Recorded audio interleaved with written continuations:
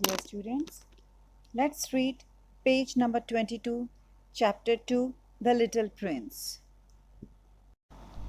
I pondered deeply then over the adventures of the jungle, and after some work with a colored pencil, I succeeded in making my first drawing, my drawing number 1.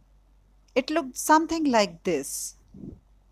Dear students, now the writer is telling about his childhood, that he pondered deeply. Pondered means thought carefully over the adventures of jungle, because he had seen a picture of boa constrictor in one of books, and he was much inspired with those pictures, and he tried to draw something like that, and using one colored pencil he drew something like this as the picture is given in the book, and he named it drawing number 1, and he was very proud of his drawing.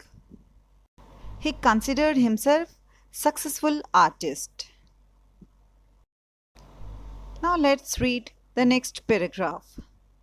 I'll read over here and you will read in your own book.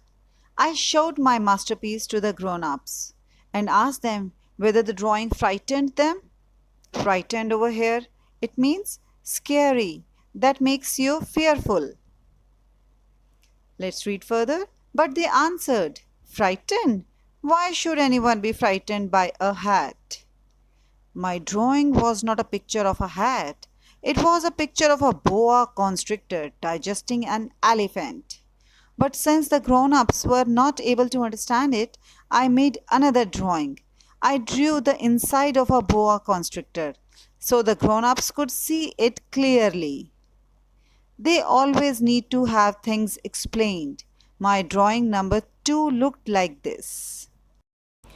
Here, the writer had drawn a boa constrictor from his own side, but to the adults or grown-ups, it was looking just like a hat.